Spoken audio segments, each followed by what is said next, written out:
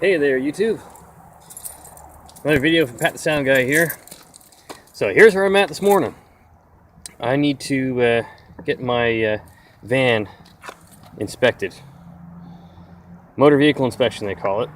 And I have a copy of the inspection manual. You can download it online for our province here in Canada.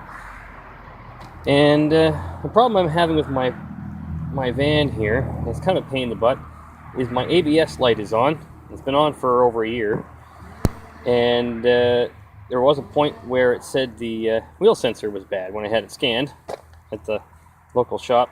They're good to me. They don't charge me too much to have it scanned because my ODB2 scan tool won't scan ABS codes. So here's my problem. I need to have it inspected, but for it to pass inspection, the ABS light needs to be off.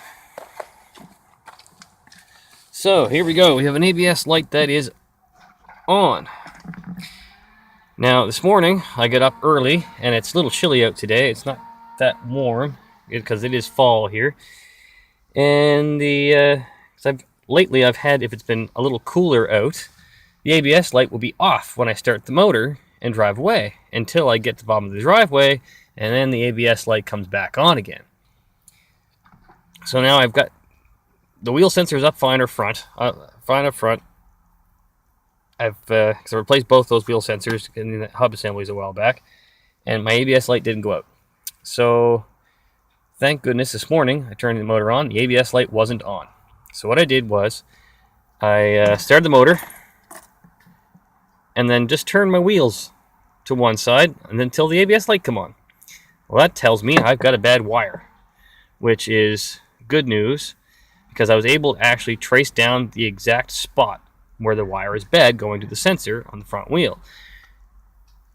By getting the light to turn off, by turning the wheels around, and then going and jiggling the wire until the ABS light comes on. So bango. So here's where I'm at.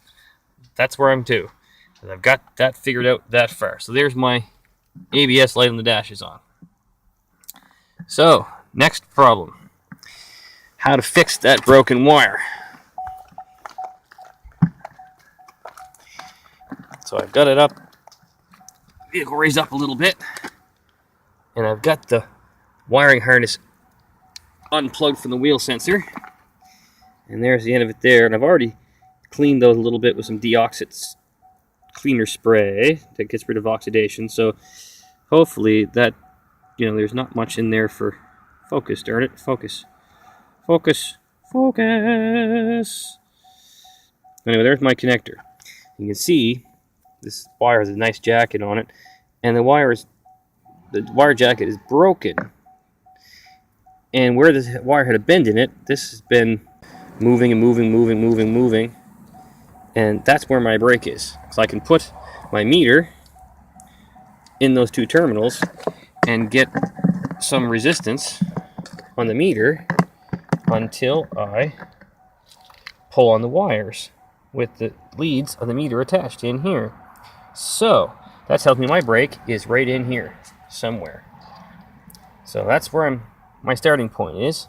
So what I'm going to do is I'm going to rip all this hard plastic junk off the outside of this wire. It's on here. Rip all this off up to this point over here and see if I can find that brake. Because I'm not going to replace this whole wiring harness just for a little break in a wire that I can solder back together and seal all up nice and put it back together. That would be just silly. My thought was to find the break in this wire on this ABS sensor wiring harness was where the wiring harness goes to connect to something. So it connects to the computer at the other end that runs the ABS and hooks up to the computer on the vehicle chassis. So if it's hooked up to something, there's got to be some resistance there. So it'll either show a full circuit or some resistance. So what I did was I just plugged my meter in and jiggled the line around until I got some resistance. Like, okay, that's a great way I can test this. So that's what I've been up to. And that's where I found the brake originally. Now here's where I'm getting real kind of technical with this, and not technical all at the same time. So what I've got here is I've got my connector. I just lightly clamped it onto this piece of board that the wheel will sit on top of. And I've got the couple pieces of 18 gauge wire jammed into that connector. And I've got my 2 leads with alligator clips connected up to that, and the meter on the other end. And so what I'm able to do here is go through, and without jiggling the wires going to the meter, I can tell that I'm actually only jiggling the wire harness. So here's a great little trick. I've done this with all kinds of audio stuff and things like that, and well, sensors are not much different than things in the audio world. So what I've come to find is that if I squish this little bit of wire together here, in between, right here,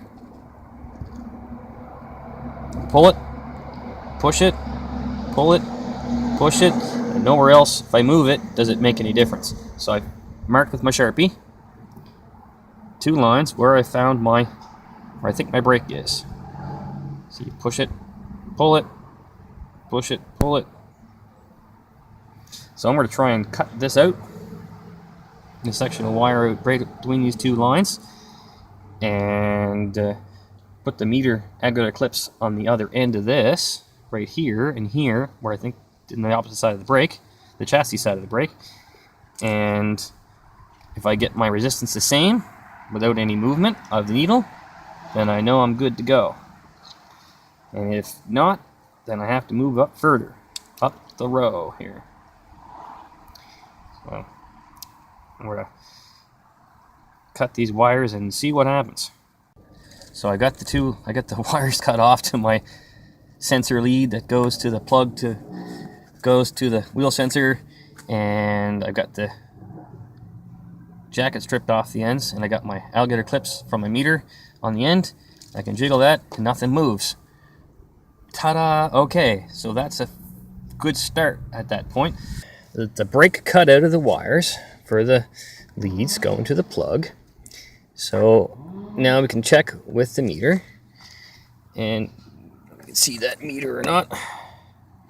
We've got a full circuit, and you jiggle the wire, nothing happens, no brakes. And I've got that for both of those leads. So there is success there. So I've got my heat shrink all ready to go on those 2 wires. I've got the heat shrink to go over top of the whole repair when I'm done. And I believe I've got lots of electrical tape, and I also have a jar of brush-on electrical tape. If that don't seal it all up, I don't know what will. So I didn't cut very much out of the wire, out of the line here, the harness. Didn't cut much length out. So what I'm hoping is I can just solder this back together, and there'll be enough length there to get for the movement of the suspension and the steering without having to add any wire into this.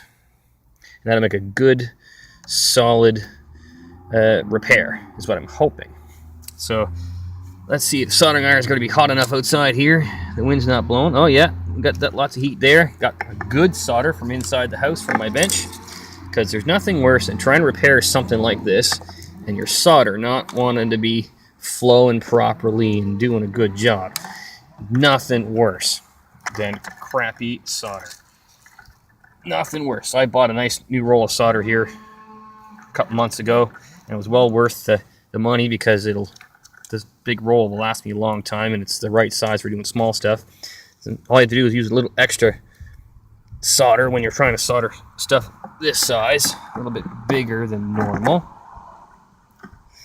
And so let's just see if that wire's going to tin up for me.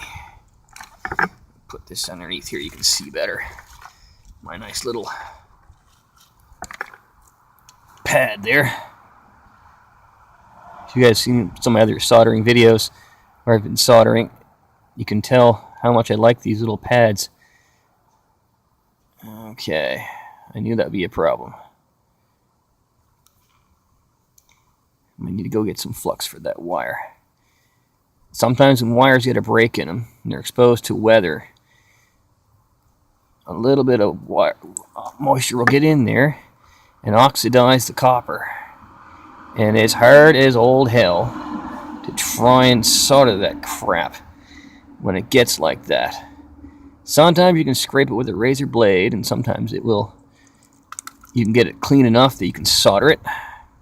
I had that problem with old audio snakes before, where the connections and the lines, the wires are so old. Down here, sometimes in the wind, it's hard to get the blow. It takes your heat away from your wire when you're trying to solder everything. You can't get enough heat into that to make it solder properly. Yeah, I may have to go get some flux in the razor blade knife, and we'll see what happens. So I'll go gather some more tools, and we'll see what we can do. Now, this is a trick that I come up with over the years. Rotor wire, it almost looks blue, these things. It's hard to get it to focus. This is what I've done over the years. You get your knife, and you take your knife, you open up your strands a whole bunch. You can see how dark that is, how oxidized that copper is. Just black. You take your razor knife, without slicing your finger open. Do this at your own risk. Please and thank you, everyone. Don't blame me if you slice your finger open trying to do this. And you scrape the oxidation off all the strands of wire.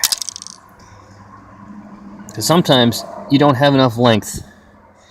And sometimes in the end of a cable, it's not feasible or a good connection to have to add more cable. And if it's a snake cable with multi-pairs of cable going through one big jacket, you can't replace one wire out of the whole thing.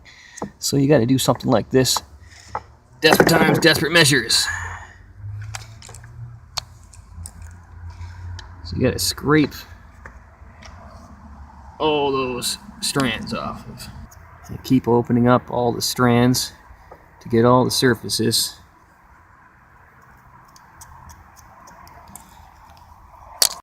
Another trick that I do is I got some water-soluble flux here, and wires that are just nasty and connections that just refuse to solder and let go, sometimes from a circuit board or whatever. I've been using this lately, and this has been a good fix for this issue.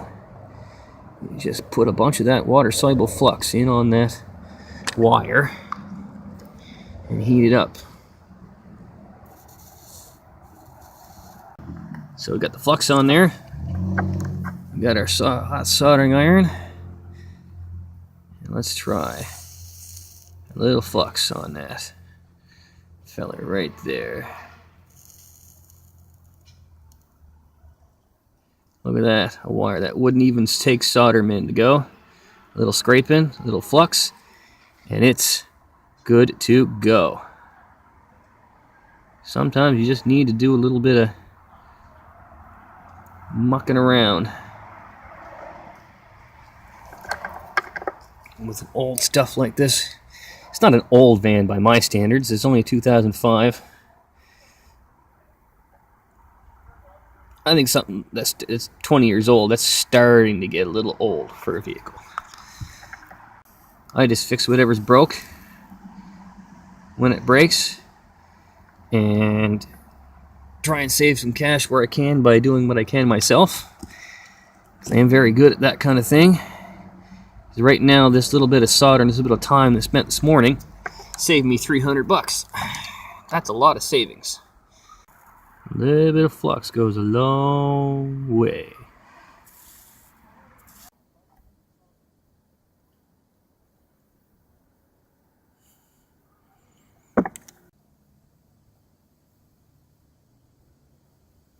There's a good one. That's a good solder joint, that one. Now, normally I wouldn't just put them side by side like that and solder them. I would just mash the ends together and weave them in to touch each other. But in this case, where everything was so oxidized,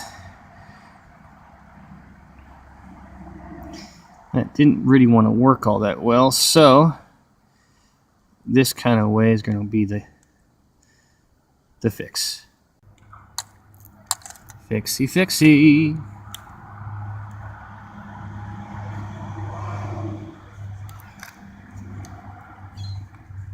Now let's go plug this in and try it out before we put all the heat shrink on.